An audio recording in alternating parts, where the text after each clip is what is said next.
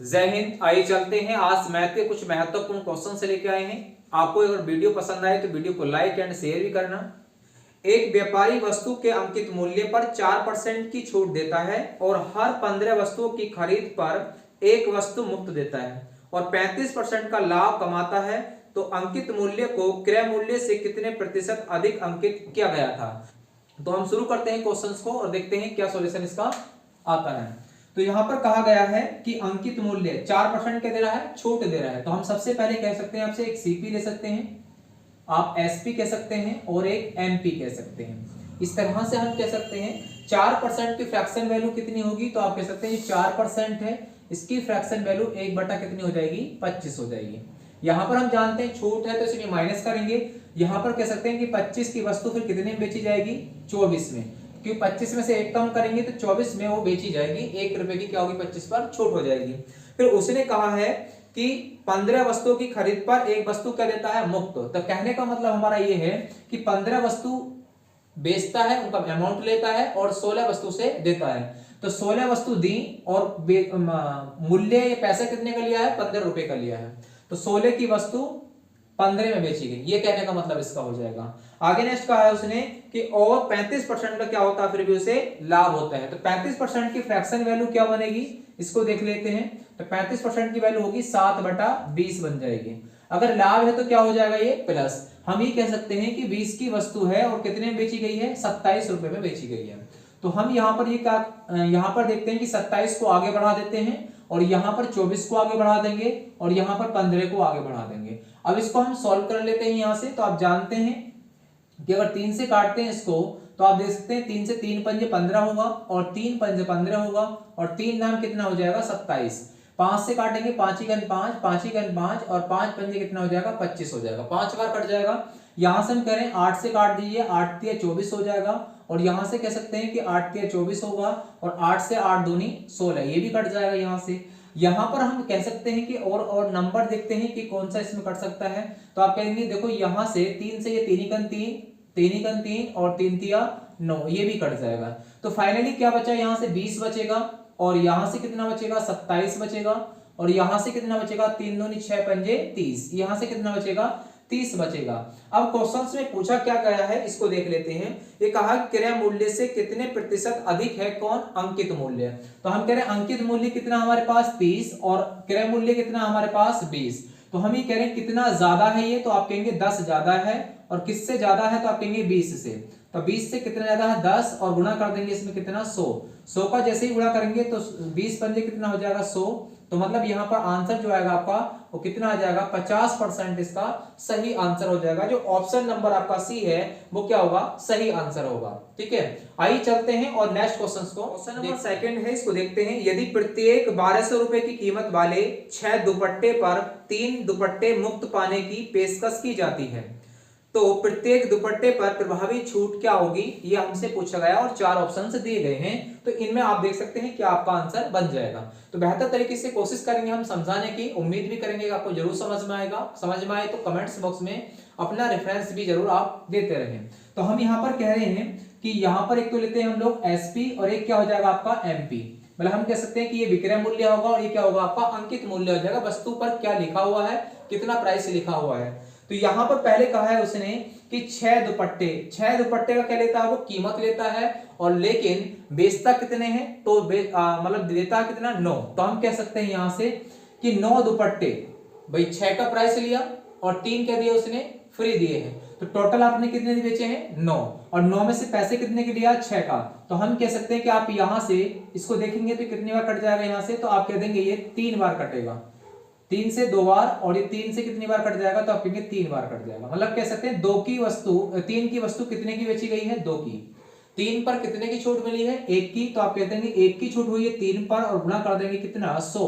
तो आपका जो आंसर आएगा वो कितना आएगा, 33 सही 3% आपका जो होगा वो इसका राइट आंसर हो जाएगा। जो ऑप्शन आपका बना हुआ है डी, वो क्या होगा, सही आंसर हो जाएगा। उम्मीद करेंगे कि आपको समझ में आएगा। अगर समझ में आया है तो आपको ये नेक्स्ट क्वेश्चंस आपके लिए एक होमवर्क में दिया गया है, आप इसका कमेंट्स बॉक्स में आंसर जरूर भेजें।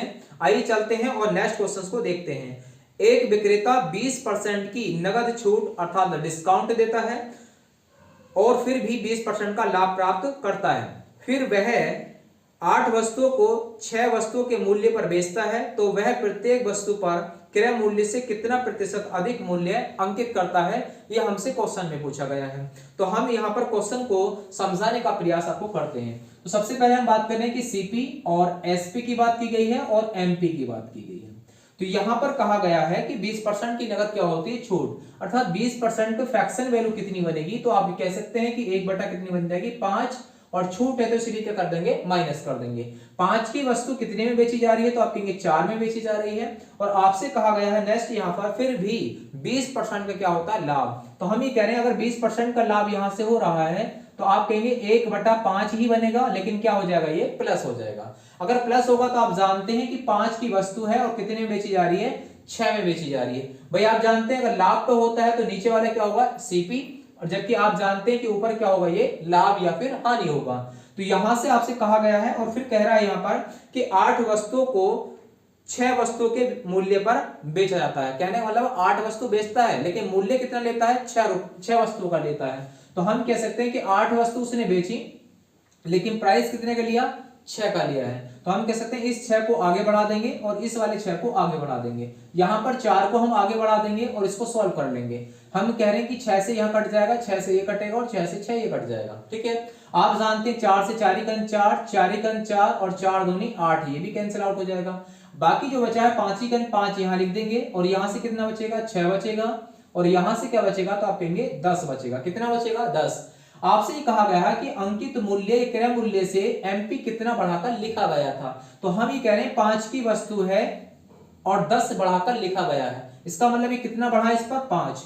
तो 5 की वस्तु पर 5 बढ़ाया, इसका मतलब आप जानते हैं कितने परसेंट बढ़ा दिया। तो आप कह सकते हैं कि यहां से काटेंगे 5 से 5 तो आपका जो राइट आंसर आ जाएगा वो कितना आ जाएगा, 100% आएगा। कितना आएगा, 100%। तो इसमें जो ऑप्शन होगा आपका वो बी जो है सही आंसर हो जाएगा। उम्मीद करेंगे कि आपको यहाँ का सॉल्यूशन समझ में आ रहा है। आइए चलते हैं नेक्स्ट क्वेश्चन को देखते हैं। एक दुकानदार किसी रेडियो को अंकित मूल्य पर 20% के बट्टे के अलावा 12% का एक और अतिरिक्त बट्टा देता है। यदि रेडियो का विक्रय मूल्य 704 रुपए है तो रेडियो का अंकित मूल्य कितना होगा, यह हमसे पूछा गया है। तो हम देखते हैं इस क्वेश्चन को किस तरह से होगा। तो आप इस टाइप के क्वेश्चंस को यहां सबसे पहले आप क्या मान सकते हैं, एमपी मान सकते हैं, और एक में क्या मान लेंगे आप, एसपी मान लेंगे। उसने ये कहा गया है कि 20% का डिस्काउंट, इसका मतलब 20% की जो फ्रैक्शन वैल्यू बनेगी वो कितनी बनेगी, आप कहेंगे 1/5। अगर डिस्काउंट है, छूट है तो माइनस कर लेंगे। 5 की वस्तु है तो कितने में बेची गई है, आप कहेंगे 4 में बेची गई है। ये कह रहा है कि बट्टे के अलावा 12% का डिस्काउंट और दिया जाता है। तो कहने का मतलब है 12% की फ्रैक्शन वैल्यू आप कितनी बना पाएंगे, 3 बटा कितनी बन जाएगी, 25 बन जाएगी। तो डिस्काउंट है तो क्या करेंगे, माइनस कर सकते हैं। 25 की वस्तु आप कह सकते हैं 25 की वस्तु बेची कितने में जाती है, तो 25 में 3 कम कर लेंगे तो कितने में बेची गई है, 22 रुपए में। कितने में, 22 में। आप इनको सॉल्व करेंगे यहां से तो 25 पंजे कितना बनेगा आपका, 125 हो जाएगा। और जब इसको सॉल्व करेंगे तो 22 चौका कितने होंगे आपके, 88 हो जाएगा। यहां पर उसने कहा है कि जो अंतर है विक्रय मूल्य 704, यहां पर ये कह रहा है आप लोगों से। तो विक्रय मूल्य हम ये कहना चाह रहे हैं आपसे कि 704 जो वैल्यू है वो कितने की है, तो आप कहेंगे 88 की वैल्यू है। कितने की, 88 की है। और आपको मान कितने का निकालना है, 125 का मान निकालना है। कितने का, 125 का। और यही क्या होगा आपका एमपी। एमपी आपसे मार्क प्राइस पूछा गया है तो इसका आप आंसर निकाल सकते हैं। हम कहेंगे आप जब इसको काटेंगे तो कितनी बार यहां से कट जाएगा, तो आप कहेंगे अगर 8 से देखें तो 8 चौक यहां से क्या बन जाएगा आप लोगों को, 32 बनेगा। कितना बनेगा, 32। और यहां से आप नेक्स्ट करेंगे तो कितनी बार लगो, ये कट जाएगा। तो आप कह सकते हैं देखो अगर हम 8 से या 11 से काट देते हैं, कितनी बार, 11 से ये 8 बार कटेगा। तो ये 11 से कितनी बार कटेगा, तो आप कह देंगे 11 छंग कितने हो जाएंगे, 66 हो जाएंगे। बचे कितने, 4, 11 चौक 44। और 8 से कितनी बार कटेगा, ये 8 बार कट जाएगा। और 125 की गुणा हम 8 से करेंगे तो आपका देन आंसर कितना बनेगा, तो आप कह सकते हैं 1000। कितना आएगा, 1000। इसका क्या आ जाएगा, राइट आंसर हो जाएगा। जो ऑप्शन नंबर आपका डी है वो एकदम सही आंसर है। उम्मीद करेंगे कि आपको इन क्वेश्चनों का सॉल्यूशन बेहतर तरीके से जरूर समझ में आया होगा। आज के लिए बस इतना ही, मिलेंगे इस तरह के बेहतर क्वेश्चन के साथ नेक्स्ट वीडियो में। तब तक के लिए नमस्कार, जय हिंद।